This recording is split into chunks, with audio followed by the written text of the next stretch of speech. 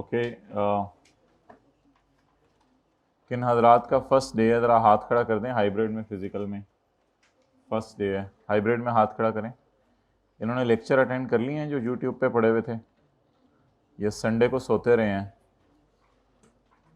कम से कम आपको लेक्चर तो अटेंड करने चाहिए थे जो यूट्यूब पे पढ़े हुए हैं पहले 6 दिन के। चलिए अब आज और कल थोड़ा सा गुजारा चलाने की कोशिश करें और मीनवाइल 2-3 लेक्चर अटेंड करें। कल से शायद नया चैप्टर शुरू हो जाए, कल क्लास के एंड से या परसों की क्लास के सुबह से। तो फ़िलहाल जो समझ आ रहा है वो ज़रा समझें।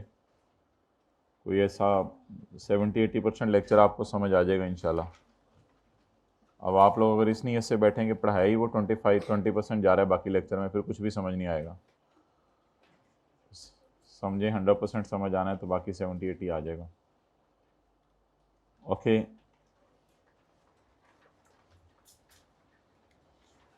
अच्छा जी, आ जाओ भाई, आगे आ जाओ। हम पास पेपर की डिस्कशन कर रहे थे। ये 4th रो में जगह बना दें, ये बैग उठा लें। हम पास्ट पेपर की डिस्कशन कर रहे थे, तो इसमें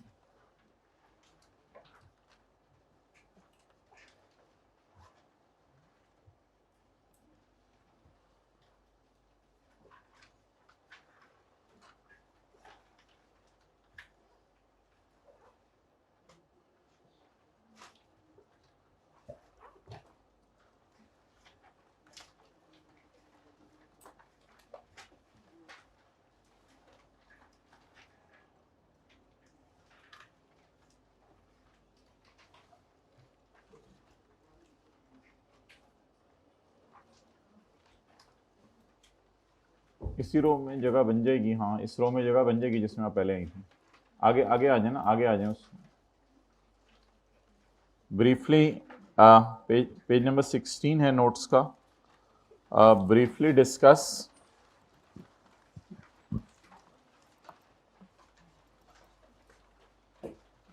the residential status of the following persons under income tax ordinance 2001 for the tax year 2009। Tax year 2009 के लिए रेजिडेंशियल स्टेटस जो है वो आपने बताना है इन लोगों का। Asif is an employee of Balochistan government. Asif Balochistan government का एम्प्लॉई है। Who has been sent to UK for an official assignment on 1 December 2007 for 2 years. 1 दिसंबर 2007 को 2 साल के लिए उसे जो है वो बाहर के मुल्क भेज दिया। तो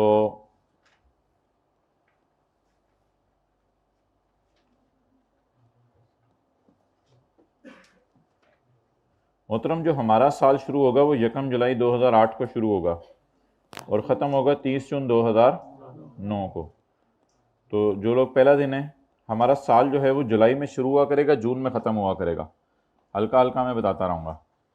अच्छा, जो बंदा पाकिस्तान की गवर्नमेंट का एम्प्लॉई है और उसकी पोस्टिंग बाहर के मुल्क में हुई भी है, तो हाइब्रिड क्लास में मोबाइल यूज़ करते हुए सुने, तो उसकी पोस्टिंग बाहर के मुल्क में हुई भी है तो उसके लिए क्या रूल बनता है।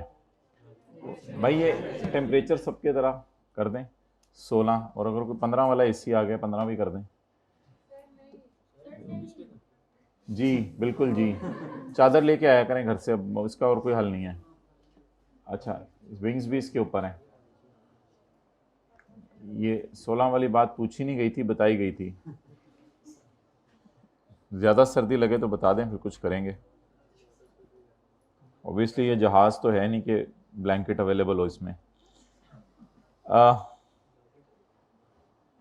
जहाज़ में दे देते हैं आपको ज़्यादा सर्दी लगे तो 1 दिसंबर 2007 को वो 2 साल के लिए जो है वो कहाँ भेज दिया गया है। 2 साल के लिए उसको भेज दिया गया है यूके। अच्छा जी, 1 दिसंबर 2007, 1 जुलाई 2007, 1 दिसंबर 2007, 1 दिसंबर 2007 यहाँ कहीं आएगा। तो 1 दिसंबर 2007 से 2 साल के लिए। अच्छा, अब हमारा साल पूरा साल ही पाकिस्तान से बाहर रहा, तो जब हमारा साल पूरा साल ही पाकिस्तान से बाहर रहा तो इसको रेजिडेंट समझा जाएगा या नॉन रेजिडेंट। इसको रेजिडेंट समझा जाएगा और जवाब हम ये दे के आएंगे कि as he is an official of federal government और प्रोविंशियल गवर्नमेंट, इस केस में तो प्रोविंशियल गवर्नमेंट है, and posted abroad during the, therefore he will be considered as a resident individual. नहीं, रेजिडेंट पर्सन नहीं, रेजिडेंट इंडिविजुअल, इसको resident individual समझा जाएगा। Okay, next, messrs Akhtar Abbas and company, साथ वाले को घूर के देखें जो कल नहीं आया था, जरा घूर के देखें जो कल नहीं आया था, बारिश की वजह से परेशान हो गया था। Messrs Akhtar Abbas and company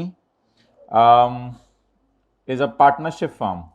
partnership के लिए ये रूल है कि उसका मैनेजमेंट एंड कंट्रोल पाकिस्तान में मौजूद हो, बेशक थोड़े से अरसे के लिए भी, थोड़े से अरसे के लिए भी। Messrs Akhtar Abbas and company is a partnership firm and doing a business of financial consultancy in Pakistan as well as UAE. The management and control is situated partly in UAE and partly in, तो भाई जो जिन हजरात का first day है, जो AOP partnership firm ऐसी हो जिसका मैनेजमेंट एंड कंट्रोल थोड़ा सा भी पाकिस्तान में रहे, तो उस AOP को क्या समझा जाएगा? Resident AOP। उसको क्या समझा जाएगा? डेट्स वाइज को क्या समझा जाएगा? Resident AOP। क्वेश्चन नंबर 8, जिया के फादर फोत हो गए मार्च 2009 में, जिया के फादर की डेथ हो गई मार्च 2009 में। बीइंग द ओनली हेयर, ये उनका आखिरी और एक और इकलौता और वाहिद बाल था।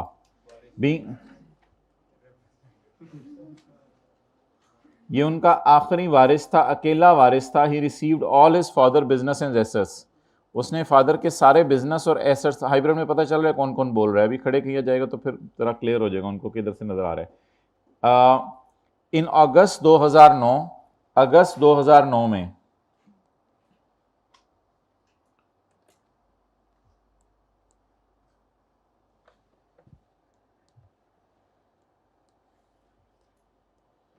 ये जी 30 जून 2009 है, ये 1 जुलाई 2008, अब्बू की डेथ हुई है इधर,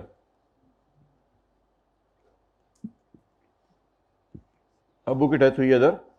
being the only heir received in August 2009, अगस्त 2009 में यहाँ कहीं ही received a notice from income tax department, उसको इनकम टैक्स डिपार्टमेंट से एक नोटिस आया है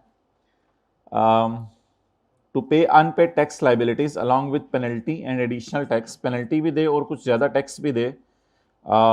Zia is of the view that his since his father expired, क्योंकि उसके अब्बू फोत हो चुके हैं, द नोटिस इज रेलिवेंट, मरे हुए बंदे का टैक्स क्या लेना, जिया का ये ख्याल है। इन द बत्ती of income tax ordinance 2001 explain the correct, mobile use कर लें हाइब्रिड में 4th रो में, फिर हम आगे चलते हैं जी, शुक्रिया, रख दें आप, मेहरबानी। In the light of income tax ordinance 2001 explain the correct legal position of Zia with regard to his father's income tax liabilities and the related income tax। मोहतरम, उसने 2 सवाल पूछे हैं। पहला सवाल उसने ये पूछा है, discuss the correct legal position of Zia with regard to his father tax liabilities and related income tax proceedings. तो मोहतरम इसके जवाब के लिए हम तशरीफ लाएंगे चैप्टर 4 में, जो आपके साथ वाले के नेक हाथों के अंदर है। चैप्टर 4 के अंदर आते हुए जल्दी जल्दी जल्दी लीगल इंडिविजुअल का सेक्शन ढूंढे। अल्लाह अकबर। 87 का 1, legal representative of deceased individual shell be liable, ये लायबिलिटी बतानी है। तो उसकी इनकम टैक्स लाइबिलिटीज के बारे में 87 का 1 लिख के आएंगे। ओके गाय, साथ वाले की तरफ ऐसे मुंह करके पूछें ओके गाय, ऐसे आंखें ऊपर की तरफ उठा के पूछें okay guy.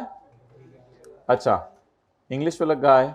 And the related income tax, और उसके खिलाफ जो कोर्ट केस चल रहे हैं, and the related income tax proceedings. अच्छा, इनकम टैक्स प्रोसीडिंग्स का कहां जिक्र है?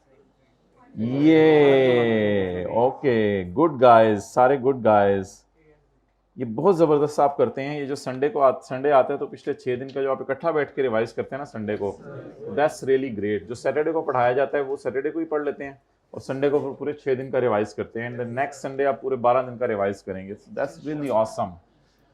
तो तैयारी तो ऐसे होनी चाहिए कि संडे को हम इतनी तैयारी करें कि अगर मंडे को भी आई क्या अनाउंस कर दे, भाई आज पेपर दे दो आके जल्दी से, तो हमारा पेपर तैयार हो। हर वक्त इस तरह की तैयारी होनी चाहिए। और आप पढ़ रहे हैं या नहीं पढ़े, इसकी बहुत बड़ी इंडिकेशन ये है कि घर वाले अभी से कहने लगे हैं बेटा अभी से तुमने इतना पढ़ना शुरू कर दिया है। अगर ये फिक्रा आप लोगों को अभी तक सुनने को नहीं मिला तो इसका मतलब है आप पढ़ नहीं रहे। तो इसके जवाब में हम लिख के आएंगे 87 का 3। तो अभी इंशाल्लाह क्लास के एंड पे मुझे याद कराइएगा ये सारे मैंने क्वेश्चन दिए थे, तो मैं आपके रजिस्टर पे चेक भी करूंगा आप लोगों ने लिख के सॉल्व किए या नहीं किए। ओके, आपका मुंह क्यों बन गया? मैं और बना देता हूं।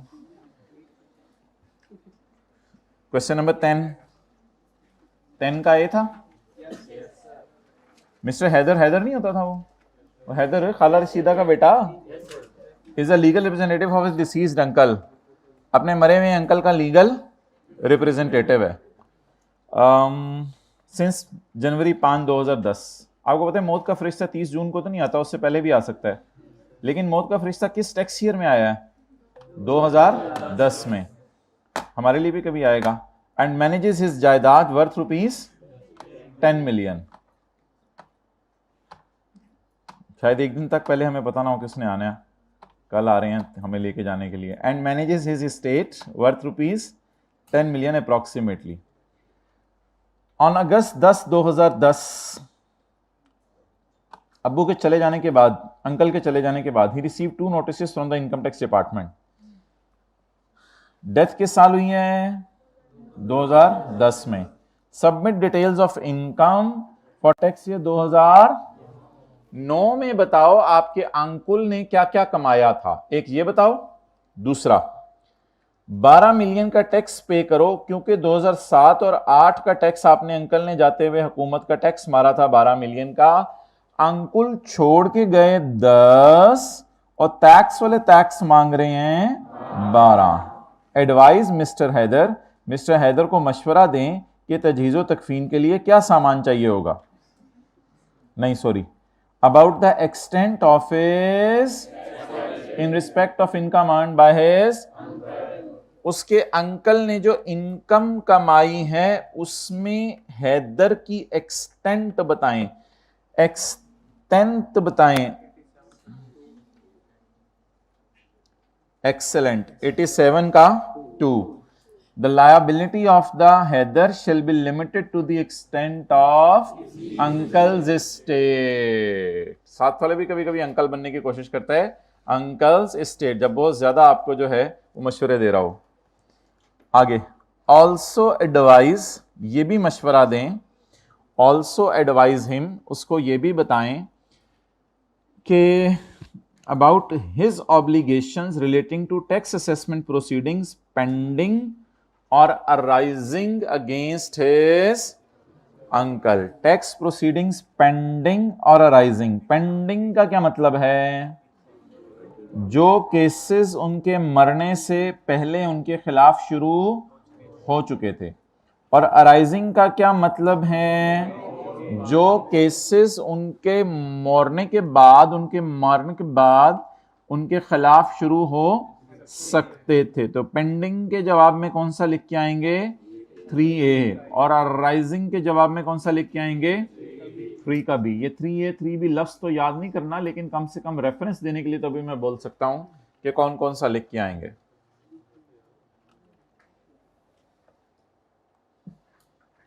ओके 87 के 3 का A, 87 के 3 का A ये पेंडिंग है और अराइजिंग 87 के 3 का B।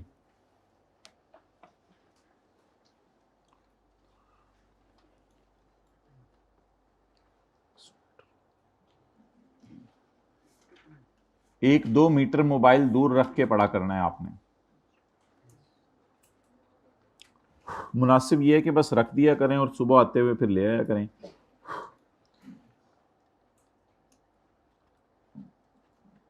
वाईफाई की तो ऑप्शन ही किसी तरह डिसेबल कर दें ताकि कोई डी ट्रैक होने का डर ही ना हो।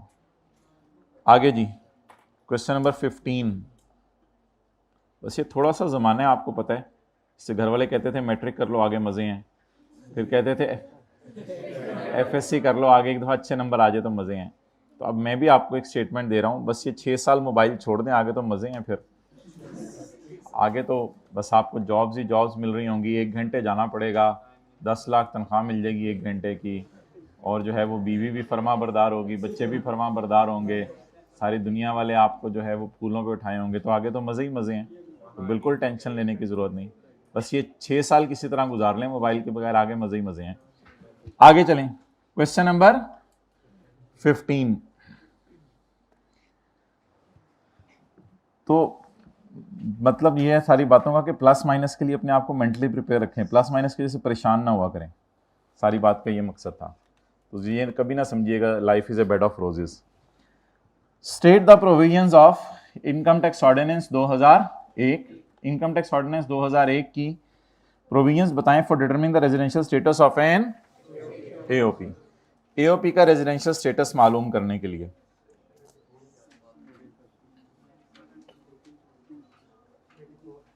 पेज नंबर 3 नहीं 3, ये resident AOP,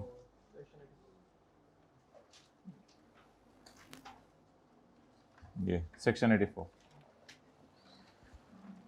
inspired Pakistan limited, और बातें नहीं करनी please. Inspired Pakistan limited wants to change its accounting year from 30 June to 31 December. पहले क्या ईयर था 30 जून, आप क्या करना चाह रहे दिसंबर। As the income year of its अब्बू company in USA ends on, क्योंकि इसकी जो अब्बू कंपनी है उसका ईयर एंड भी कब हो रहा है 31 दिसंबर को। Now the question is advise IPL को मशवरा दें अबाउट द रिक्वायरमेंट ऑफ खालाजी का ordinance regarding the change of tax year from. एक बंदा टैक्स ईयर चेंज करवाना चाह रहा है या group of persons tax year change करवाना चाह रहे हैं? एक बंदा। Inspired Pakistan limited is a company, ये एक कंपनी है, कोई 4-5 कंपनीज इकट्ठी जाके टैक्स ईयर चेंज नहीं करवाना चाह रही, इट इज एक कंपनी। तो ये एक कंपनी अपना टैक्स ईयर चेंज करवाना चाह रही है, तो इसके बारे में वो पूछ रहा है क्या किया जाए। सवाल है 3 नंबर का, advise about the requirements regarding change in from normal to special. तो सबसे पहले रिक्वायरमेंट में अप्लाई, आपने क्या करना है अप्लाई। दूसरी रिक्वायरमेंट इन, तीसरी रिक्वायरमेंट किसको, to allow him to use a 12-month pay other than normal tax year, and the commissioner may allow him. The order will be passed by the commissioner if the condition mentioned below is, और 0.5 भी जिक्र करके आना है। तो 74 का 3 और 5, कितने लोगों ने घर में यही लिखा था? हाथ खड़ा करके बताएं। ओके, शुक्रिया।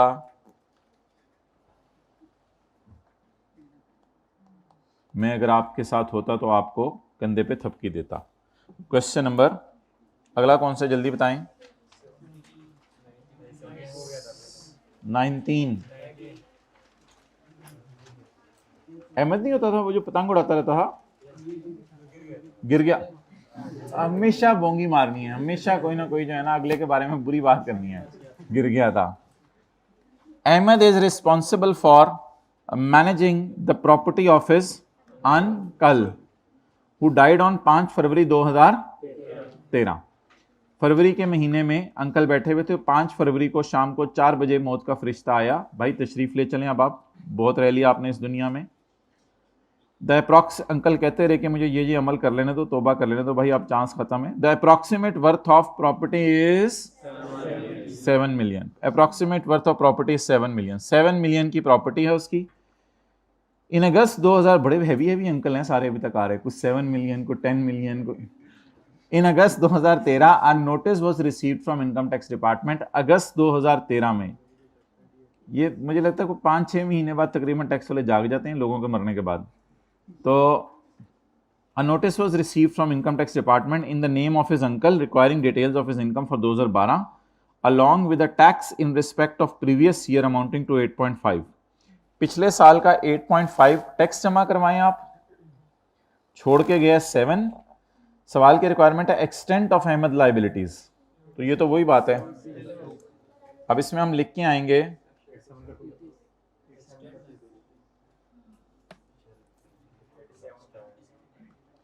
87 का 2. The liability of legal representative shall be limited to the extent of, therefore the property left by uncle is rupees 7 million and the tax demand is 8.5 million. So the Ahmad is only responsible up to the extent of rupees 7 million. ये वाली land भी लिख के आएंगे. His obligations related to tax assessment proceedings pending कहाँ थी? 3A में और arising 3B में. तो 3A और 3B भी लिख के आएंगे, साथ साथ हाइब्रिड में बातें भी कर लेंगे. ओके चलें.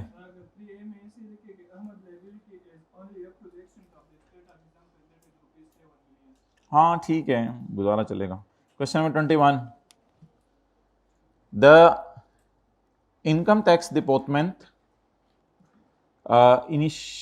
The income tax department initiating a proceeding against Mubeen. Mubeen के खिलाफ एक केस चल रहा था और उसको एक डिमांड नोटिस भेजा. डिमांड होता है यानी पैसे मांगना, डिमांड पैसे मांगना. उसे डिमांड नोट भेजा रिक्वायरिंग हिम टू पे द आउटस्टैंडिंग होता है कोई पुरानी अमाउंट कुछ देने वाली इसकी रहती थी. Outstanding amount of his tax liability for tax year 2015 along with a default surcharge. Default surcharge अक्सर वो लेट पेमेंट के ऊपर मांगा जाता है कि आपने डिफॉल्ट कर दिया पेमेंट में तो ज़्यादा पैसे दें. However, before settlement of tax liability, tax देने से पहले मुबीन इस दुनिया से चला गया. Under the provisions of Income Tax Ordinance 2001, describe whether tax authorities would able to recover the amount of tax after Mubeen death. क्या वो मुबीन के मरने के बाद भी मुबीन से टैक्स ले सकते हैं उसके मरने के बाद? And what would be the extent of such recovery? अब ये दो सवाल हैं. क्या मरने के बाद उससे टैक्स लिया जा सकता है, और दूसरा सवाल यह है कि what would be the extent of such recovery. Yes से तो काम नहीं चलेगा, आपको जवाब देके आना पड़ेगा. The legal representative shall be liable for any tax that Mubeen would have become liable if he had not died in car accident and any tax payable in respect of income of deceased state. तो 87 का 1 लिख के आना पड़ेगा. Would be able to recover 87 का 1 और extent में 87 का 2 लिख के आना पड़ेगा. मोबाइल जिन हजरात ने इस तरह रखे हुए हैं कि उनको नजर आए तो ये जरा उल्टे करके रख दें. मोबाइल हाइब्रिड में फिजिकल उल्टे करके रख दें ताकि कोई नोटिफिकेशन आए तो आपको नजर ना आए, क्योंकि बहुत सारे नोटिफिकेशन मैं आपको इधर से भेज रहा हूं, पहले उनको जरा रिसीव कर लें. कमेंट ऑन द स्टेटस, उसके स्टेटस पे कमेंट करना है. वो तो आप माशाल्लाह आदी हैं स्टेटस पे कमेंट करने के. कमेंट ऑन द स्टेटस पे कमेंट करना है of the proceedings initiated against, जो मुबीन के खिलाफ प्रोसीडिंग इनिशिएट हो चुकी हैं उनके स्टेटस पे कमेंट करना है. ये कौन सी वाली हैं? टेकन वाली होंगी या which could have been taken वाली होंगी? क्यों, सवाल में क्या लिखा हुआ है? इनिशिएटेड या टू बी इनिशिएटेड? इनिशिएटेड वाली कौन सी होंगी? टेकन या टू बी टेकन? तो तीरी का 187 के तीरी का ए. नेक्स्ट. हा क्या नाम रखा अम्मी अब्बू ने? दानेश्वर. मिस्टर दानेश्वर, अ रिनाउंड ऑथर, आप लोगों को भी पता होगा उसका, रिनाउंड ऑथर है ना. कंप्लीटेड हिज बुक ऑन बंदों की हरकतें इन 2.5 years. इंसानी रवैयों के ऊपर उसने बात छेड़ दी. देखें जरा साथ वाले को, उसका रवैये में तब्दीली आई है. इंसानी रवैयों पे उसने बात छेड़ दी और ये बात ऐसी छिड़ी कि 2.5 साल तक काबू नहीं आ सकी. वो लिखता ही रहा इसके ऊपर, पता नहीं कहां से होके गुजरा था, जिंदगी ने क्या क्या दिखाया था उसको कि 2.5 साल तक वो इंसानी रवैयों पे ही लिखता रहा. Full stop. जब इंसानी रवैयों पर लिख के फारग हो चुका था वो, तो he received a lump sum of 9 lakh रुपए से मिले इस किताब से in May 2016 on account of royalty. Royalty होता है यानी किताब का किराया, किताब बेच के जो पैसे है वो उसको मिले. Discuss the taxability of 9 lakh received by mister dynamic. Mister Daneshwar, Daneshwar ने जो 9 लाख रुपए कमाए इसकी टैक्सेबिलिटी बताएं। क्या ऑथर को किताब लिखने में 24 महीने से ज्यादा लागे हैं या नहीं लागे? लागे हैं। तो जिस बंदे को किताब लिखने में 24 महीने से ज्यादा लागे तो the author may elect the 9 lakh in a tax year as royalty for the work as having been received in that year and the preceding 2 years in equal proportion. I will really welcome you on coming late, guy. How dare you to come late? We hereby open it for you. Come here. Come here. Really a G. Please come here. Enjoy it and then have a seat. I'm ordering you. You're supposed to obey this order. Come slowly and steady. Why are you so late? Place your hands here.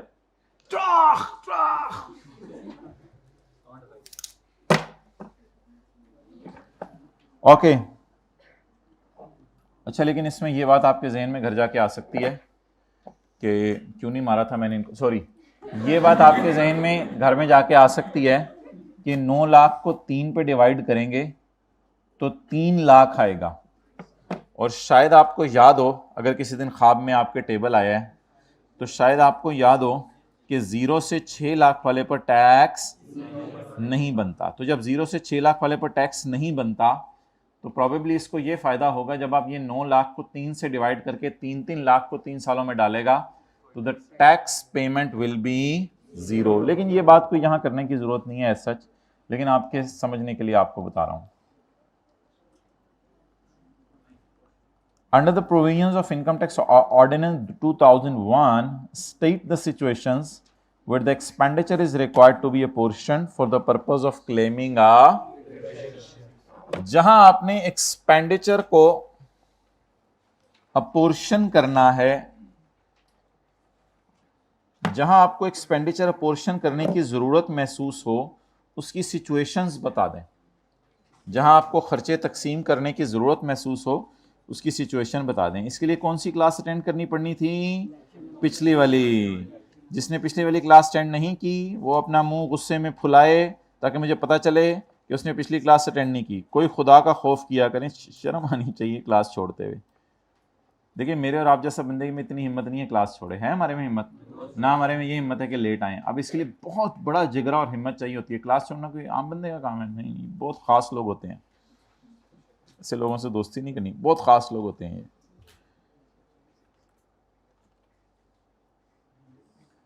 ये। Situation number 1 क्या है जब खर्चे portion करने हैं?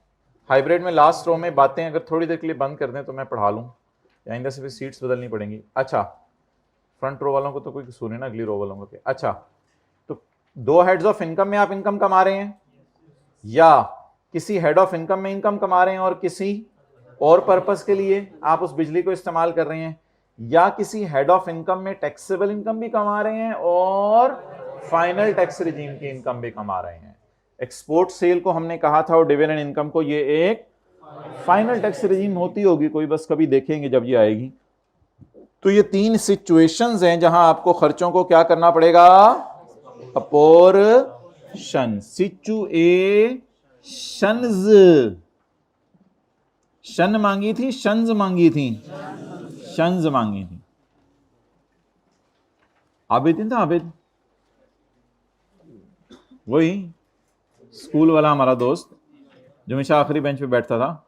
Abid is legal representative of his दादा अबू, नाना अबू। अच्छा, तो नाना अबू क्या कहते हैं अंग्रेज?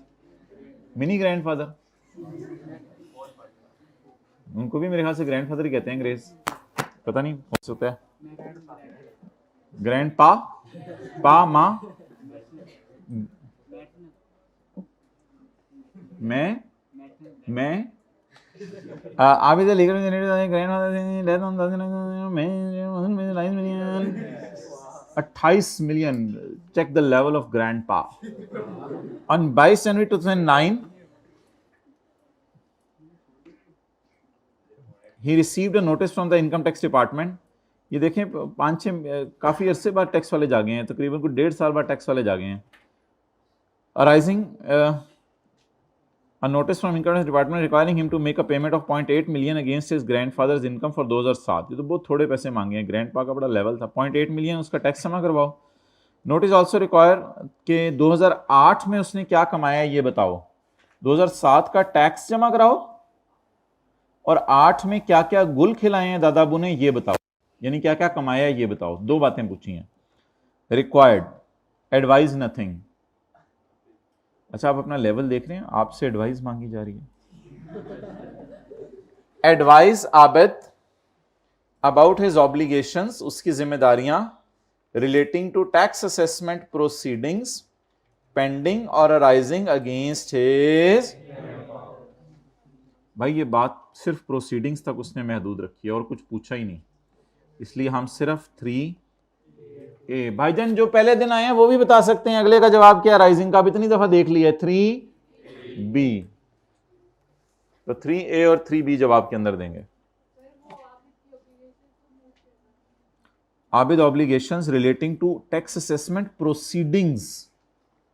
आबिद ने पैसे कितने देने ये नहीं पूछा जा रहा, आबिद की जिम्मेदारी रिलेटिंग टू प्रोसीडिंग्स। अगर सिंपल पूछा होता ना obligation relating to tax assessment ना लिखा होता, टैक्स असेसमेंट प्रोसीडिंग ना लिखा होता, खाली टैक्स असेसमेंट लिखा होता, तो फिर 7 का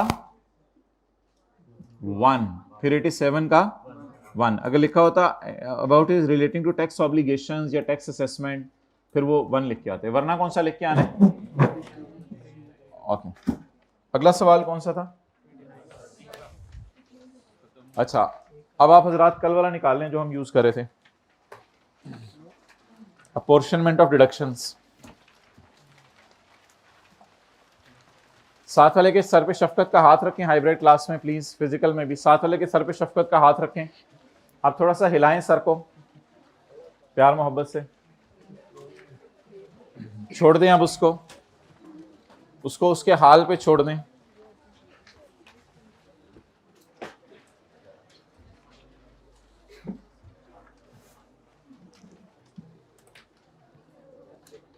अच्छा जी, नेक्स्ट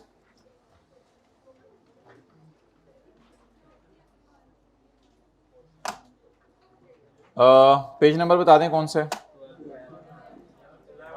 11।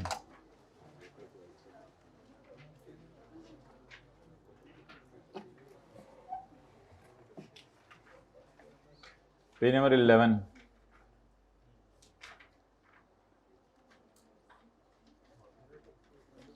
बबलू 12। अच्छा, कई दफा किसी चीज की तफसील अगर टैक्स वालों ने देनी हो तो वो उस चीज की तफसील देने के लिए रूल्स बना देते हैं। क्या बना देते हैं? रूल्स। Any expenditure. अच्छा, जो हजरात कल नहीं आए थे जरा देखें, जरा ना देखें, सारा ही देख लें। ऐसी कोई मुश्किल बात नहीं है। जिन हजरात का फर्स्ट डे दुनिया क्लास में, देखें, हमने कहा था कि एक बंदा है, उसकी 2 दुकानें हैं। बिल्कुल सादा सी बात है, बड़ा अटेंटिवली अब जिनका फर्स्ट डे है वो सुनिएगा। एक साहब है, उनकी 2 दुकानें हैं, एक पाकिस्तान में, एक कनाडा में। पाकिस्तान की दुकान से सेल है 3 लाख, कनाडा की दुकान से सेल है 7 लाख। पाकिस्तान की दुकान पे रशीद को तनख्वाह दी 10,000 और कनाडा की दुकान के अंदर जो है सिम्पसन को तनख्वाह दी 7,000। इसके अलावा एक इश्तिहार चला टीवी के ऊपर जिसका खर्चा 5,000 हुआ। इस 5,000 को हमने 1,500 पाकिस्तान की शॉप में से माइनस कर दिया था और 35, आंखें खोल के क्लास लेनी, और 3500 कनाडा की शॉप में से माइनस कर दिया था। माइनस करने की बेसिस हमने ये बताई थी कि 5,000 को हमने डिवाइड किया था 1 मिलियन पे और मल्टीप्लाई कर दिया था 7 लाख से ताकि कनाडा की दुकान का खर्चा निकल आए, और फिर 5,000 को हमने डिवाइड किया था 1 मिलियन से और मल्टीप्लाई कर दिया था 3 लाख से, ताकि भाई जल्दी आना, हाइब्रिड में जल्दी आना जरा होके, तो 3 लाख से मल्टीप्लाई कर दिया था ताकि पाकिस्तान की दुकान का खर्चा निकल आए। तो 5,000 को क्या किया था हमने, तोड़ो तोड़ो तोड़ो, अपोर्शन कर दिया था। अब इधर जो पहली लाइन लिखी हुई है, any expenditure that is incurred for a class. Any expenditure that is incurred for a class shall be allocated to that class. That class. भाई बाल दीवार पे ना लगाएं, ऑयल लग जाता है फिर दीवार पे, मुश्किल होता है उतारना। अच्छा जी, एन एक्सपेंडिचर दैट इज इनकट, नहीं भाई मोहब्बत से कह रहा हूं, आप बुरा क्यों मना गए हो? Hybrid class second row, ball point पकड़ी हुई है हाथ में, हम मोहब्बत से बात की है, बुरा ना मनाया करो यार, ऐसी बात हो क्लास के बाद आके बता दिया करो, मुझे बुरा लगा था। एनी एक्सपेंडिचर, टेक लगा लो दोबारा, take my, any expenditure, relax हो जाओ, any expenditure that is incurred for, बेशक आप लेट के क्लास लें लेकिन बस अटेंटिव रहें, बेशक ये चौंकड़ी मार के बैठ जाए करें, मेरी तरफ से कोई पाबंदी नहीं है, लेकिन बस अटेंटिव रहें। एनी एक्सपेंडिचर, हम तो हर 10 मिनट मोबाइल देखें तो अटेंटिव होते हैं। Any expenditure that is incurred for a particular class shall be allocated to, वो कौन सा एक्सपेंडिचर है जिसके बारे में मैं वाजे तौर पे कह सकता हूं कि this is incurred for a particular class? 10,000 is incurred for particularly Pakistan sale and 7,000 is incurred particularly for, so if it is so then it means कि सैलरीज के साथ हम लिख सकते हैं कि ये वाजे तौर पे क्लास ऑफ इनकम के लिए हुआ है, या कोई डाउट है इसमें? अच्छा, अबू बड़े भाई के लिए बड़ी वाली जर्सी लेके आए, छोटे भाई के लिए छोटी वाली जर्सी लेके आए, आप पता चल जाएगा किसके लिए कौन सी वाली है, बिल्कुल फॉर अ पर्टिकुलर पर्सन लेके आए। लेकिन अबू खरबूजा लेके आए, अब वो कौन कितना खा रहा है, कौन कितना खा रहा है पता नहीं, तो कुछ चीजें होती हैं जो स्पेसिफिकली एलोकेट की जा सकती हैं, कुछ का होता है पता नहीं चलता। Any expenditure for a class shall be allocated to that class. Expenditure that is incurred for a class shall be allocated to that class. Underline कर लें जो मैंने हाईलाइट किया। अब जरा ये अधूरी सी बात पढ़े, समझ आ रही है जी? भाई जिनका फर्स्ट डे है उनको ये बात समझ आ रही है, जरा हाथ खड़ा करके बताएं हाइब्रिड में। जिनका फर्स्ट डे है उनको ये बात समझ आ रही है, हाथ खड़ा कर दें। अच्छा नहीं समझ आ रही है, शुक्रिया। तो जो खर्चा जिस किसी हेड के लिए स्पेसिफिकली किया है वो वहां माइनस कर दें। अच्छा, अब अगला मसला ये है कि एडवर्टाइजमेंट का खर्चा है, तो टीवी तो दोनों जगहों पे देखा गया है, तो एडवर्टाइजमेंट का खर्चा फिर कहीं एक जगह माइनस करें या दोनों में तोड़ा दोनों में तोड़ा। एनी कॉमन एक्सपेंडिचर, एनी, तो एडवर्टाइजमेंट के साथ लिखें कॉमन एक्सपेंडिचर। आंखें खोल के क्लास लेनी, ये सबसे बड़ा हदफ है आपका। एनी कॉमन एक्सपेंडिचर, एनी, तो नींद पूरी करके आया करें, 6 घंटे सोया करें, 6 घंटे तो सो के आया करें। 8 घंटे? Oh man, not at all. कितने घंटे होते हैं दिन में? 24। 6 निकाल दें सोने में, ठीक है। और इधर देखें सारे, और 2 घंटे निकाल दें खाने में, पीने में, नमाजों में, और 3 घंटे चलें कर लें, और बताएं, 3 घंटे निकाल दें खाने में, पीने में, नमाजों में, नहाने में, धोने में, कपड़े धोने में, ये 3 घंटे निकल गए। अच्छा जी, कितने रह गए? 15। अच्छा, क्लासेस लेते हैं आप कॉलेज में, तो चलो दो घंटे में जो है वो लगा लेता हूँ एक क्लास के, हालांकि 2 घंटे कुछ क्लासों के होते नहीं, 2 घंटे लगा लेते हैं क्योंकि टेस्ट भी चलो बीच में आ जाते हैं। 6 घंटे उसके हो गए, ठीक है।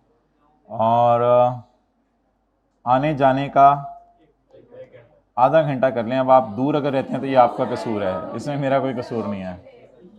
ये 2 घंटे वाले तो ये करीब शिफ्ट हो जाएंगे, एक घंटा ये इधर से भी आपने बहुत क्वेश्चन निकाला है, लेकिन अगर ये बस पे जाते हैं ऑब्वियसली तो फिर तो उधर भी पढ़ने का मौका है, तो इसलिए इसको आधा घंटा कर देते हैं। अच्छा, क्या हो गया, कितने बच गए? 8.5 आवर्स। अच्छा जी, आधा घंटा आप बिल्कुल क्रिकेट खेलें, एक्सरसाइज करें, वर्जिश करें, जो भी करें, आधा घंटा। अच्छा भला सांस फूल जाता है भाई, तो सही तरह करके मैं मैं आपको बताता हूँ, मेरे पास क्लास का जाना है, एक्सरसाइजेज हैं, बंदे अच्छा वाला सांस फूल जाता है, पसीना आ जाता है बंदे को आधे घंटे में। कहाँ की बातें कर रहे तू? वार्म अप 10-12 मिनट वाला भी होता है, 8 घंटे। तो इसमें 2 घंटे एक सब्जेक्ट को, 2 घंटे एक सब्जेक्ट को, 2 घंटे एक सब्जेक्ट को, और 2 घंटे वो जो पिछले पूरे हफ्ते में पढ़ा है उसको बंदा रिवाइज करता रहता है। इतना टाइम है आप लोगों के पास, इतना टाइम है, आई एम रियली अमेज्ड। 8 घंटे, very lucky people you are.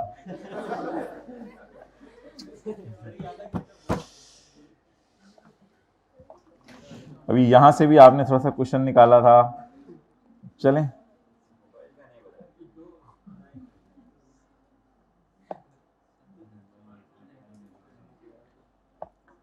Sunday को तो बहुत खुला टाइम होता है, संडे को तो ये वाले 15 घंटे अवेलेबल होते हैं पूरे। संडे को तो 15 घंटे बंदा पढ़ पढ़ पढ़ पढ़, तो वाह 5 घंटे बंदा 3 सब्जेक्ट्स के ऊपर लगाए, पिछला सारा रिवाइज करके फारग हो जाए।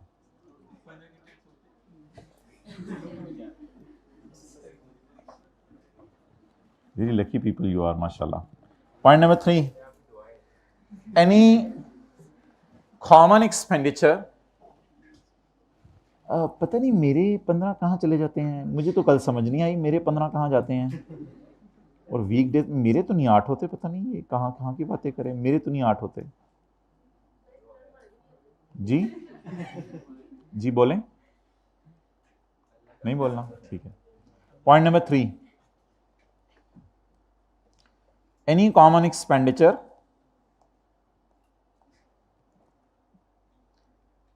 Any common expenditure, any common deduction. बहुत ज़्यादा टाइम दे दिया आपको, ये 3 घंटे खाने पीने नमाजों के लिए, ये बहुत ज़्यादा टाइम है। Any common expenditure, any common expenditure, advertisement किसी खास हेड के लिए है या दोनों पर तकसीम किया जा सकता है? Any common expenditure, any common deduction. Allowances भी कभी पढ़ेंगे, बस फिलहाल जैसे साथ वाले को बर्दाश्त करें वैसे अलाउंस के लफ्ज़ को बर्दाश्त कर लें। Any common expenditure, any common deduction, any common allowance which relates to business, चाहे वो बिजनेस का हो, इंक्लूडिंग प्रिजम्पटिव। प्रिजम्पटिव होते फाइनल, फाइनल टैक्स रिजीम ये होती है, जैसे आप एक्सपोर्ट सेल कर दें तो उसके लिए टेबल 1 और 2 वाले रेट नहीं है। एक्सपोर्ट सेल के लिए हुकूमत पाकिस्तान ने थोड़े कम रेट रखे हुए हैं, वो रेट हमारे सिलेबस में नहीं है, वरना मैं रेट बोल भी देता, तो इसलिए उन रेट्स को कंसिडर करने की जरूरत नहीं है।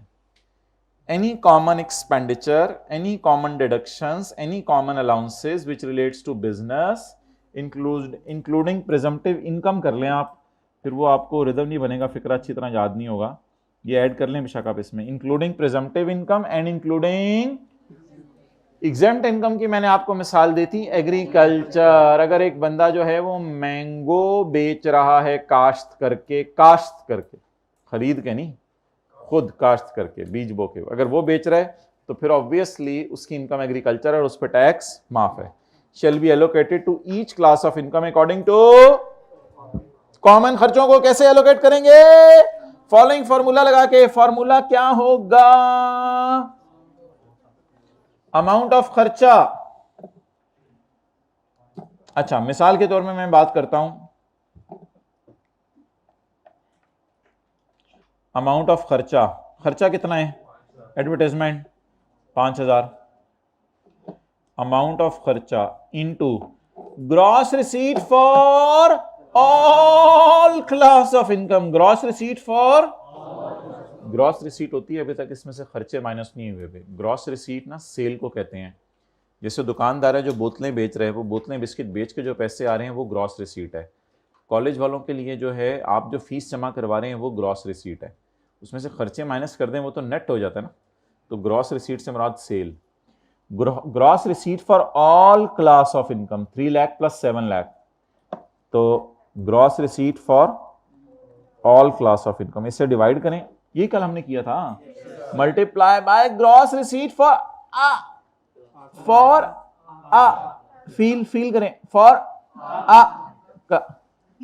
तो क्लास ऑफ इनकम में मिसाल के तौर पे पाकिस्तान शॉप ले लें तो क्या बन जाएगा? देखेंगे कैलकुलेटर ने बाहर के फेंके 1500। तो ये वो फॉर्मूला है जो कल आपने अपने नेक या गुनाहगार हाथों से, एज द केस में बी, सॉरी नेक हाथों से अप्लाई किया था। Amount of expense divided by gross receipt for all class of income multiplied by gross receipt for uh class of income. Formula याद हो गया? ओके जी, किसी ने पानी पीना है तो बोतल ले आए, इधर से भरवा लें।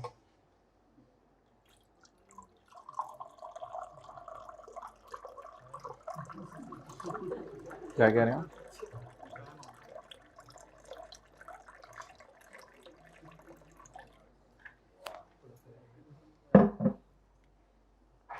अच्छा जी,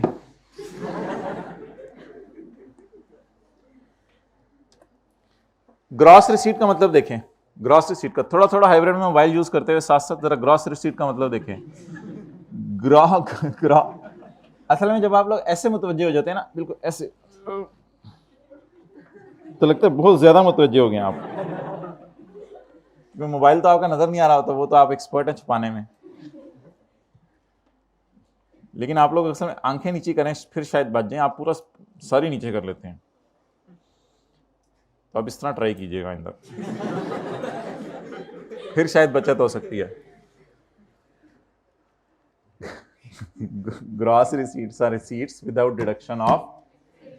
ग्रॉस रिसीट्स वो रिसीट्स होती हैं, लेकिन इसकी थोड़ी प्रैक्टिस करनी पड़ेगी घर में, मुंह ऐसे रख के आंखें ऐसे, प्रैक्टिस से ही होगा। Gross receipts are receipts without deduction of expenditure. Gross receipts वो रिसीट्स होती हैं जब तक खर्चे माइनस, तो ग्रॉस रिसीट के आगे लिखें मतलब सेल।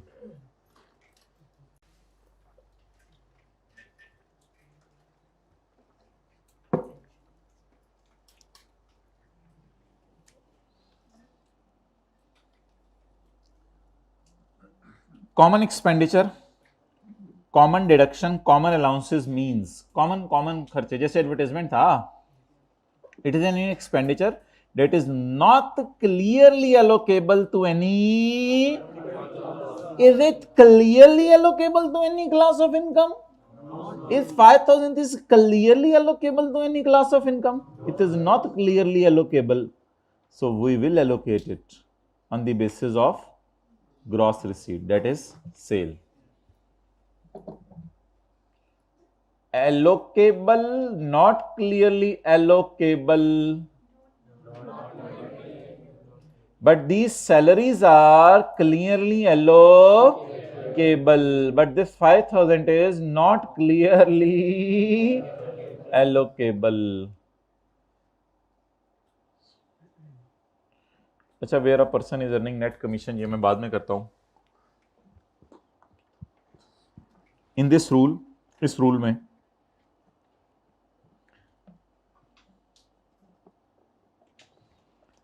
असल में हमारे लॉ का नाम है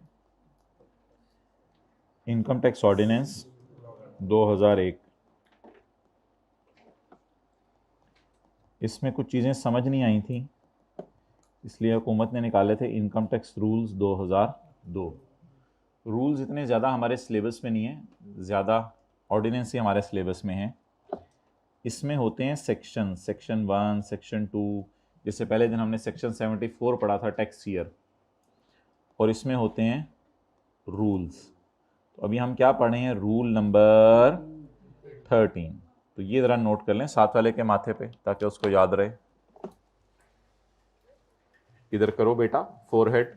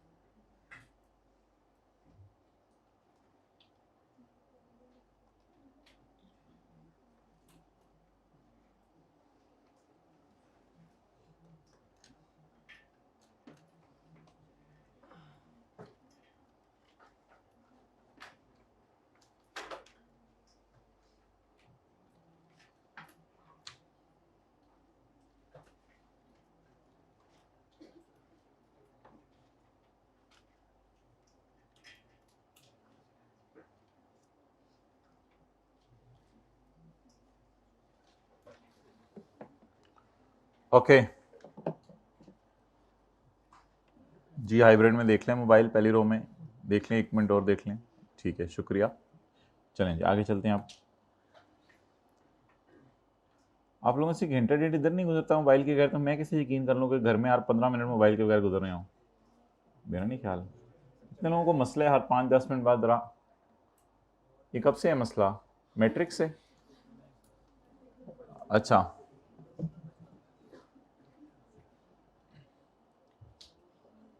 class of income. Class of income means Pakistan and foreign source income. Class means की इनकम के टाइप्स। अच्छा, ये जो मैंने आपको डायग्राम दिखाई थी, इसमें जो salary, business, capital gain, property, other source है ना, ये हेड्स ऑफ इनकम है। लेकिन इन सब का नाम उसने रख दिया है क्लास ऑफ। तो आज नया नाम हमने देखा क्लास ऑफ इनकम्स। इनका नाम क्या था? Heads of income. और इन सब का नाम class of income. Salary, business. अच्छा, बिजनेस दो किस्म का होता है, स्पेक्यूलेशन और नॉन स्पेक्यूलेशन। ये किस चैप्टर में हम पढ़ेंगे?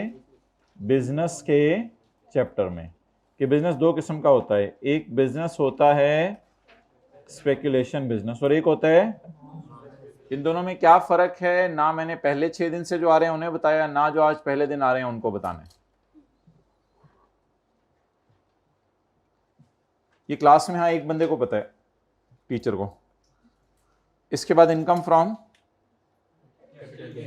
इसके बाद इनकम फ्रॉम, इसके बाद income from property, income exempt from agriculture, income chargeable as separate. Block का मतलब है इस पे सेपरेट रेट लगेंगे। कुछ इनकम्स ऐसी होंगी लॉ में जिन पे, इनकी मिसालें मैंने आपको नहीं दी, इनकी मिसालें आने वाले दिनों में लेंगे। इनकी मिसालें मैंने आपको नहीं दी, इसलिए इसको छोड़ें अभी कि ये कौन सी हैं जिन पे सेपरेट रेट लगने हैं। एंड इनकम फॉलोइंग अंडर, उसकी एक मिसाल लिखें डिविडेंड इनकम, जिसके ऊपर तफसील से बहस कल हम करेंगे। और एक मिसाल लिखें एक्सपोर्ट सेल, बाहर के मुल्क में आप चीजें एक्सपोर्ट कर रहे हैं।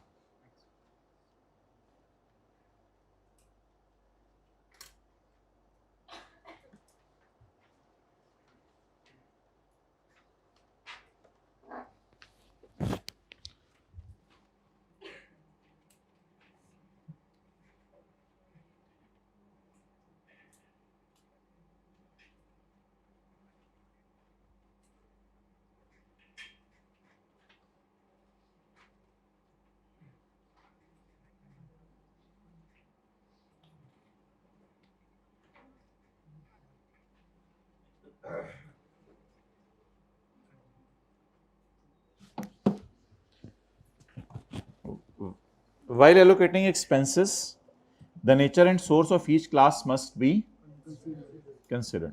तो खर्चों को एलोकेट करते हुए नेचर और सोर्स समझने की ज़रूरत है।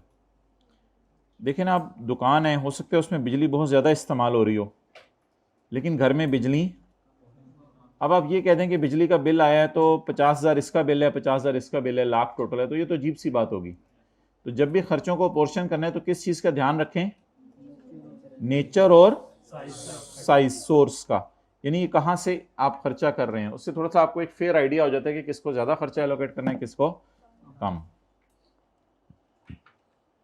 कुछ दोस्त खाना खाने जाए, आपको पता है हमेशा ही ज़्यादा अच्छा। तो वाइल एलोकेटिंग एक्सपेंसेस, खर्चों को अपोर्शन करते हुए, the nature and source of each class must be considered. The basis for allocation of expenditure deduction allowances should be certified by a chartered accountant. ये जिस तरह आपने खर्चे पोर्शन किए हैं, इस कैलकुलेशन को सीए से चेक करवाएं। इस कैलकुलेशन को सीए से चेक करवाएं। इस कैलकुलेशन को सीए से चेक करवाएं। The basis for allocation of expenditure, deduction and allowances should be certified by a CA or a cost and this certificate shall be accepted by commissioner, और commissioner इस certificate को क्या कर लेगा, accept कर लेगा। This certificate shall be accepted by commissioner unless there is a significant variation from allocation, unless के significant variation हो। अच्छा, फर्ज करें कितना खर्चा हमने एलोकेट किया था, 5000। 5000 का एक टुकड़ा था 1500 और दूसरा था 3500, तो फर्ज कर लें करेक्ट फिगर है 1500, ठीक है। टैक्स पेयर ने 1500 की बजाय फिगर कैलकुलेट की 1600। अब ये 1600 में 100 रुपए की गलती है, ये 100 रुपए की गलती एक्सेप्टेबल है, कोई मसला नहीं। जिसे आप कहते हैं ना थोड़ा बहुत चलता है, तो ये थोड़ा बहुत चलता है, लेकिन ये हर जगह ना बोला करें थोड़ा बहुत चलता है, कुछ जगह नहीं चलता थोड़ा बहुत। अच्छा, तो यहां थोड़ा बहुत चलेगा, जैसे 1500 और 1600 का डिफरेंस है 100। इस 100 रुपए को जरा अकल लगा के कंपेयर करें, 10% से कम है 1500 का 10%, 150, 150 से 100 कम है, तो इसलिए ये गलती एक्सेप्टेबल है। अगर करेक्ट जवाब है 1500 और आपने कैलकुलेशन में लिख दिया 1800, तो ये डिफरेंस कितने का आ गया, 300 का, और 10% तक गलती एक्सेप्टेबल थी, यानी 150 रुपए तक, और आपने 300 रुपए की गलती कर दी। ये गलती एक्सेप्टेबल है या अनएक्सेप्टेबल है? मेरे ख्याल से शायद समझ आ गई हो थोड़ी थोड़ी। अगर 1250 आपने कर दिया तो 1500 और 1250 का डिफरेंस 250, इसका 10% 150, 150 से 250 बहुत ज्यादा है, इसलिए बड़ी गलती की है, छोटी गलती की है, इसलिए ये एक्सेप्टेबल।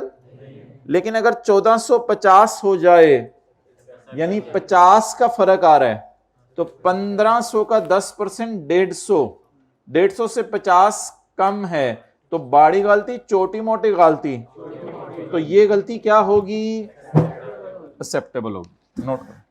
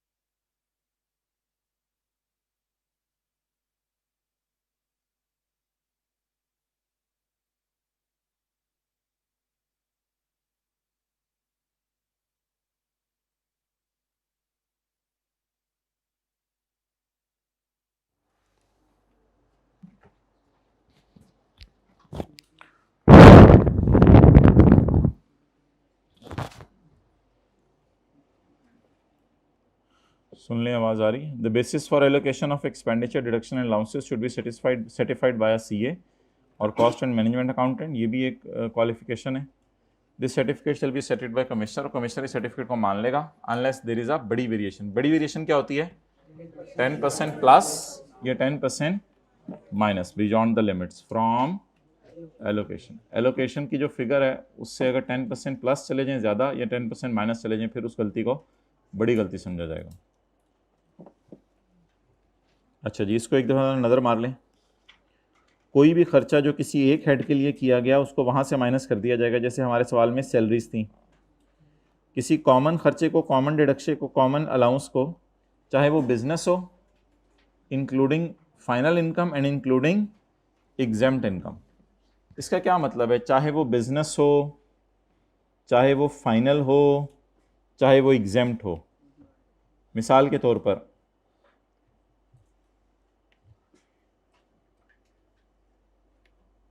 आप ग्राउंड फ्लोर के ऊपर टॉयज बेच रहे हैं, बिजनेस कर रहे हैं। फर्स्ट फ्लोर के ऊपर आपने एक्सपोर्ट सेल का कारोबार शुरू किया हुआ है, ये भी बिजनेस है, एक्सपोर्ट सेल का कारोबार शुरू किया हुआ है। और छत के ऊपर आपने मट्टी डाल के, आजकल छत पे भी लोग मट्टी डालते हैं, जैसे कब्र में डालते हैं, तो छत के ऊपर मट्टी डाल के आपने पौधे उगाए हुए हैं और उनको बेच रहे हैं, एग्रीकल्चर इनकम। तो अब बिजली का जो बिल आएगा उसके कितने हिस्से करने पड़ेंगे, 3। बिजनेस को भी एलोकेट करना पड़ेगा। मैंने कल कहा था एक्सपोर्ट सेल फाइनल टैक्स या प्रिजम्पटिव इसका नाम है, और एग्जेम्प्ट इनकम को भी बिजली का बिल एलोकेट करना पड़ेगा। तो ये मिसालें हैं जहां खर्चे एलोकेट करने पड़ सकते हैं। और खर्चा एलोकेट कैसे करना है, बोलें, amount of expenditure divided by gross receipt for all class of income multiplied by gross receipt for uh class of income. Gross receipts का मतलब होता है ऐसे पैसे जिसमें से अभी तक खर्चे minus. Common expenditure means expenditure that is not clearly allocable to any class of income.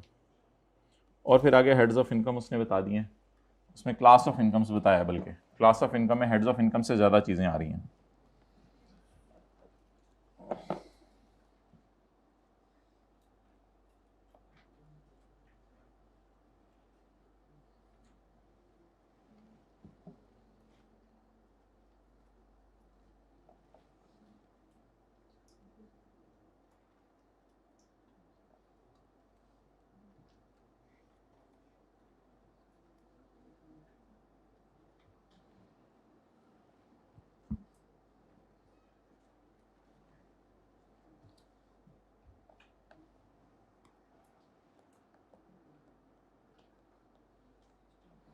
अच्छा, एक बंदा एजेंट है।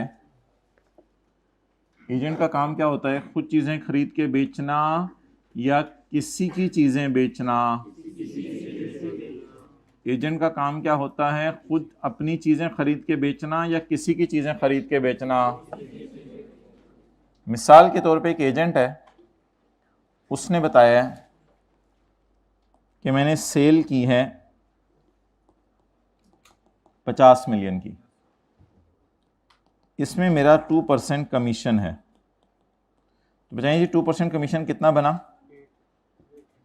1 मिलियन। अब सवाल यह है कि ये जो सेल है ग्रॉस रिसीट एजेंट के लिए, शुड इट बी टेकन 50 और should it be taken 1? Agent के लिए what should be the gross receipt? वैसे तो एजेंट को 50 आए, लेकिन एजेंट को 49 तो आगे देना पड़ा होगा, और अपने लिए इसने कितना रखा होगा, सिर्फ 1 million. Now the question is what is the gross receipt for agent? It is called as net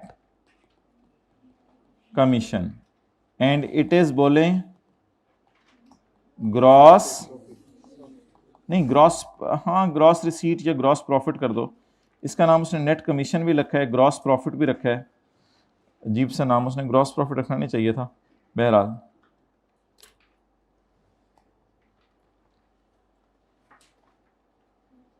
net commission या ग्रॉस प्रॉफिट, लेकिन इसका असली नाम है gross receipt.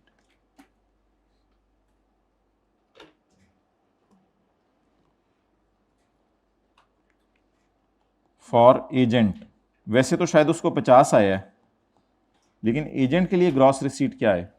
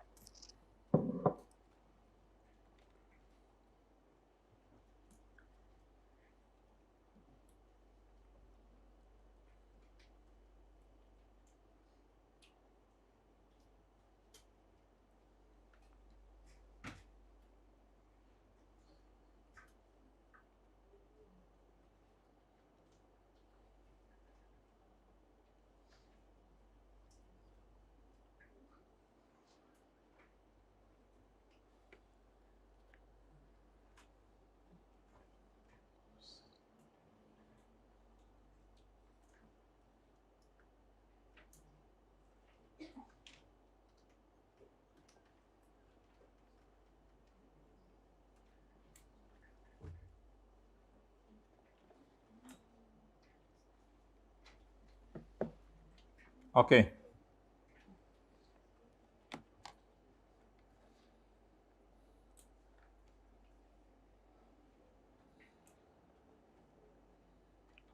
Cell 50 million, 2% commission 1 million. ये नेट कमीशन है या ग्रॉस प्रॉफिट है या ग्रॉस रिसीट फॉर एजेंट है?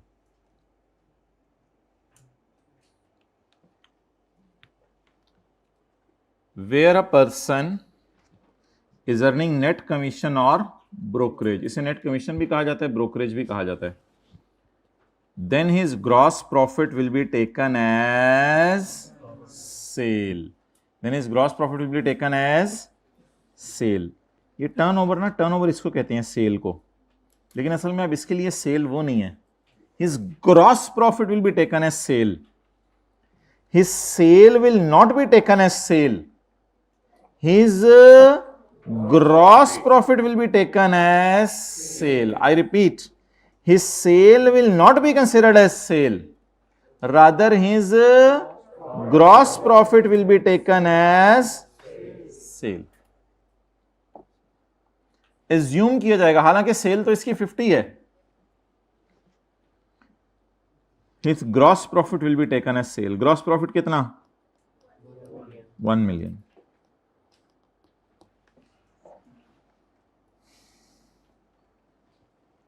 अच्छा जी, अगले पेज पे हैं जी। मोहतरम हजरात, जिनका आज फर्स्ट डे है, बिल्कुल नई बात, अगली पिछली बातों से 0% ताल्लुक।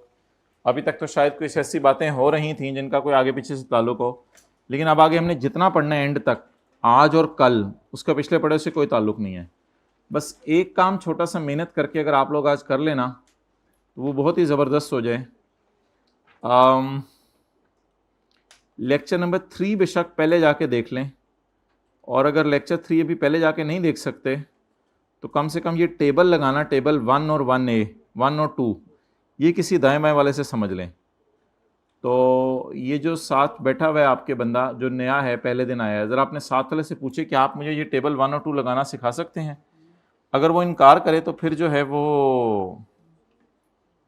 आप देख लें, फिर लेक्चर 3 अटेंड कर लें। पूछें ज़रा साथ वाले से, भाई जो जिनका फर्स्ट डे है पूछ लें साथ वाले से, क्या उसने खा जाने, इसी तरह दोस्ती होती है।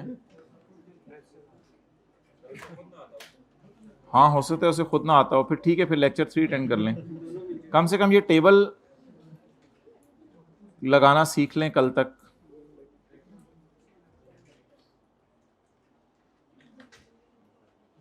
बल्कि ज़रूरी सीख लें। हो सकता है लेक्चर 3 में शुरू में कोई 5-10 मिनट और बातें भी हों, लेकिन आगे टेबल ही टेबल है जी।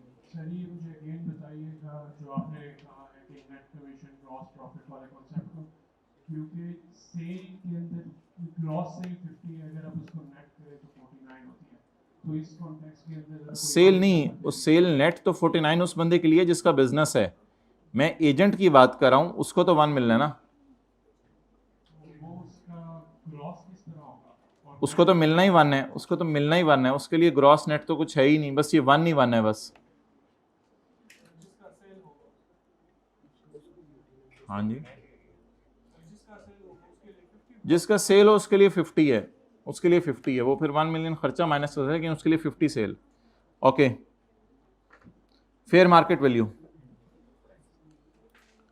अच्छा जी, डिफरेंट चीज़ों की फेयर मार्केट वैल्यू हमें मार्केट में देखनी पड़ती है। कभी कोई आप प्रॉपर्टी ख़रीदने जाते हैं तो उसकी भी फेयर मार्केट वैल्यू होती है। फेयर मार्केट वैल्यू होती है जो मार्केट में उसकी कीमत लग रही है आजकल। कई दफ़ा ऐसा होता है कि आप कोई चीज़ रेंट पे लेने जाते हैं, मिसाल के तौर पे आप रूम रेंट पे लेने जाते हैं, उसकी भी क्या होती है? Fair market value. कई दफ़ा कोई एसेट बाज़ार से ख़रीदते हैं, उसकी भी क्या होती है? कई दफ़ा आप सर्विस लेते हैं, जैसे डॉक्टर की सर्विस लें तो डॉक्टरों की फ़ीस अलग अलग होती है, उसकी भी एक फेयर वैल्यू होती है।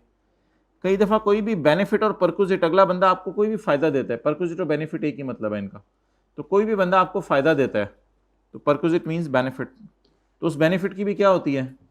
फेयर वैल्यू होती है। कोई आपको लिफ्ट दे दे, उसकी फेयर वैल्यू होती है कि यार इतने में क्रीम कितने में कहाँ लेके जा सकती है। तो हर बेनिफिट की, हर एसेट की, हर सर्विस की, हर किराए की, हर प्रॉपर्टी की कोई ना कोई फेयर वैल्यू होती है। At a particular time shall be the price, ये वो प्राइस होती है which will ordinarily be fetched on sale or supply in the open market at that time. अगर आप इस चीज को ओपन मार्केट में बेचें तो ये कितने की बिकेगी, अगर इसको ओपन मार्केट में बेचें तो ये कितने की बिकेगी. So that will be the fair market value. The fair market value of any property or rent, any asset, service, benefit or perquisite at a particular time, किसी भी वक्त shall be the price, ये वो price होती है जो कि ordinarily receive की जाती है उस चीज को बाजार में बेचने पर in the open market. किस वक्त? At that time, जिस वक्त आप उस चीज को बेचें. आमिर ने एक कंप्यूटर खरीदा 70,000 रुपए का और अंजुम को बेच दिया है जब उसकी WDV 40,000 थी.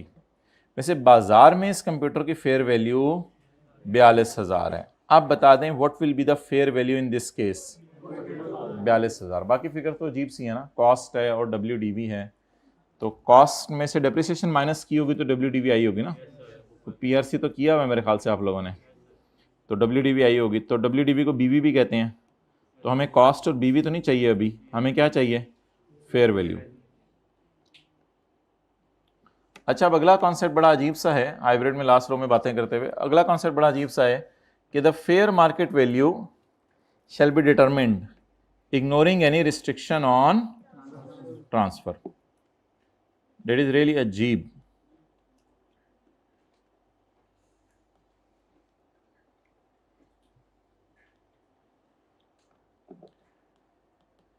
ये प्लॉट नंबर 73 है, ये प्लॉट नंबर 74 है. इस पर हुकूमत ने कोई रिस्ट्रिक्शन लगाई हुई है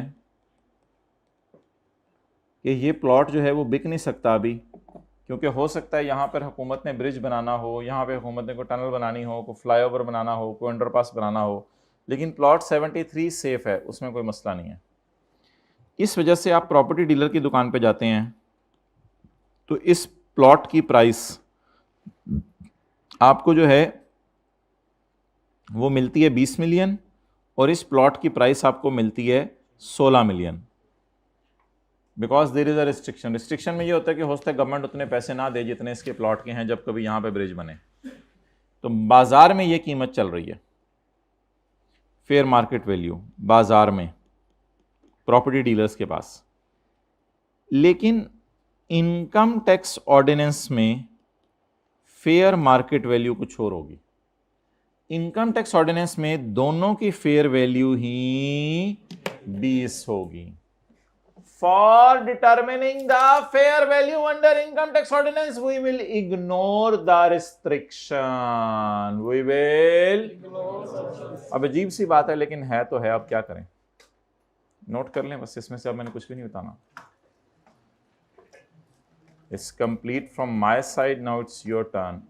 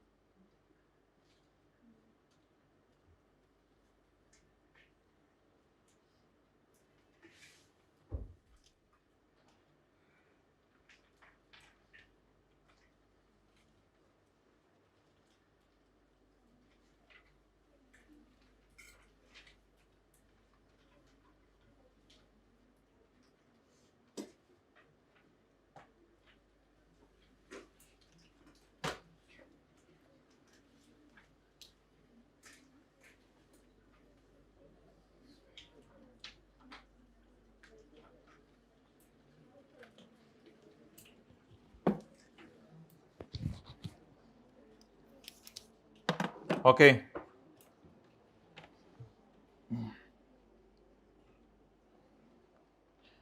आगे चले. The fair market value shall be determined ignoring any restriction on, fair market value इनकी डिटरमिन की जाएगी ट्रांसफर पर रिस्ट्रिक्शन इग्नोर करके। बोलें, फेयर मार्केट वैल्यू डिटरमिन की जाएगी इग्नोरिंग रिस्ट्रिक्शन ऑन ट्रांसफर। अच्छा, कई चीजें ऐसी होती हैं जिनकी फेयर वैल्यू जो है ना डिटरमिन नहीं की जा सकती। कई चीजें ऐसी होती हैं जिनकी फेयर वैल्यू डिटरमिन नहीं की जा सकती कैश में। मिसाल के तौर पे होंडा एटलस कार है, वो लोग कहते हैं कि हमारे पास एक मशीन है जिससे गाड़ियां बनाते हैं। अब वो जो होंडा एटलस कार की मशीन है, क्या वो किसी के काम की है? नहीं। टोयोटा वाले तो अपनी गाड़ी का डिजाइन है, मॉडल है, उन्होंने तो अपनी मशीन बनाई होगी। तो कई दफा कोई ऐसा एसेट होता है जिसकी फेयर वैल्यू मालूम करना बाजार में लेके जाकर मुश्किल होता है, और उस एसेट के अंदर मसला ये आता है कि there is a fact that this amount is not convertible to cash. आपके पास जो है वो कोई बहुत पुराने जमाने का फोन हो, जो जब वो परदादा जी के जमाने का, लक्कड़ दादा के जमाने का आपके पास फोन हो, और आप वो बाजार में लेके जाएं बेचने के लिए, लोग कहेंगे भाई इसको तो वैल्यू साइन नहीं की जा सकती कैश में। तो फिर ऐसे एसेट के लिए क्या करें? कहते हैं मैं आपको कोई मशवरा नहीं दे रहा, मैं आपकी ये बात इग्नोर कर दूंगा कि इसको कैश में कन्वर्ट नहीं किया जा सकता, आप जबरदस्ती कैश में कन्वर्ट करो। वो फिर कैसे करेंगे चलें कल देखते हैं, फिलहाल आप पॉइंट 1 भी करके आ जाएंगे तो मेरी नज़र में काफ़ी है। 7 वाले को ले जाएं, क्लास ख़त्म हो चुकी है।